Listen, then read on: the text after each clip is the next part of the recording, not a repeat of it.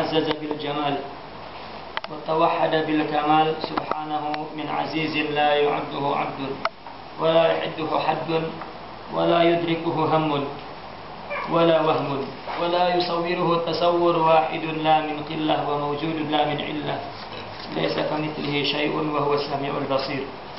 الصلاة والسلام على سيدنا محمد صلاة وسلاما سعة الأزل والأبد وزينة الغاب والشهادة وقداسة العرس والصدر والسدرة وإحاطة العلم والقدرة وكمال الغيب والحضرة وخلود الذات والصفات عدد المعلوم والمجهول والمنزول والمسطور والشفع والبتر والسابق واللاحق وما كان وما يكون إلى يوم الدين وعلى آله وصحبه وسلم تسليما كثيرا. أما بعد.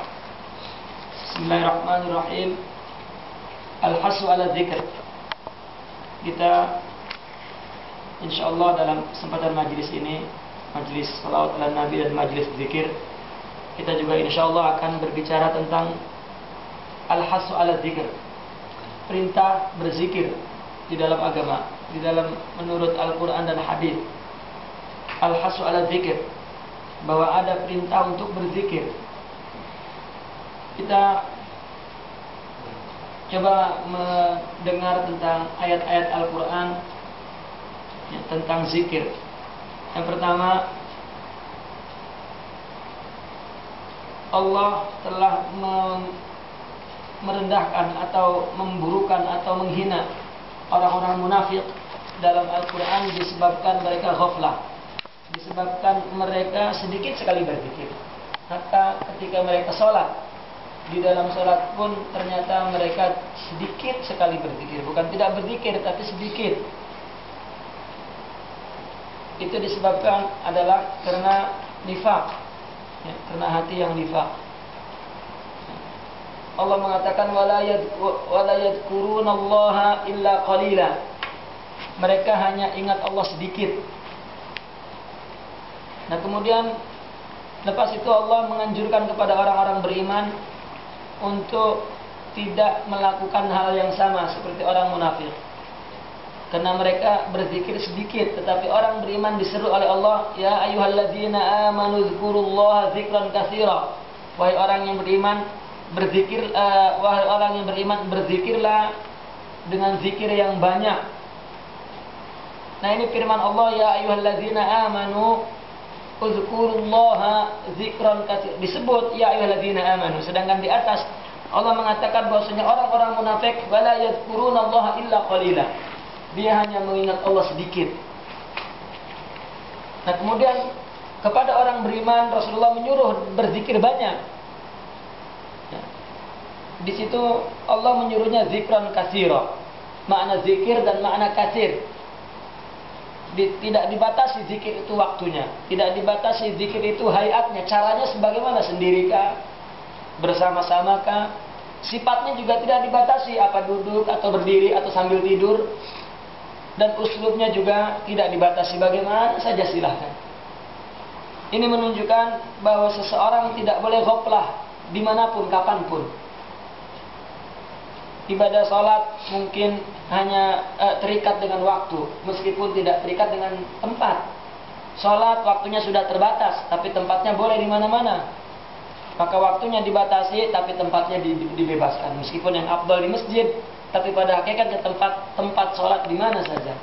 Tetapi waktunya tidak. Waktunya zuhur ya, di jam zuhur, asar, maghrib, isya tidak boleh di luar itu. Tidak boleh salat zuhur di asar, asar di maghrib dan seterusnya. Waktunya ditentukan tapi tempatnya tidak. Ramadan juga waktunya ditentukan, tempatnya di mana saja. Kita boleh puasa Ramadan di mana-mana, tapi waktunya adalah bulan Ramadan. Kemudian haji waktunya dan tempatnya ditentukan. Waktunya bulan haji tanggal 9, tempatnya di Arafah. Tidak boleh tanggal 9 dia haji di Eropa. Tidak boleh juga di Arafah bukan tanggal 9 haji. Maka tempat dan waktunya ditentukan. Zakat tidak ditentukan, ditentukan besarnya, tapi waktu dan tempatnya, waktunya ditentukan, tempatnya tidak. Waktunya adalah waktu nisab, tapi di mana, kapan,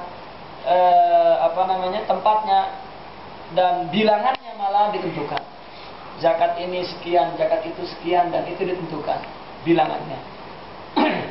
Tetapi ibadah zikir tempatnya tidak ditentukan, di mana saja berzikir, waktunya tidak ditentukan, waktunya kapan saja boleh.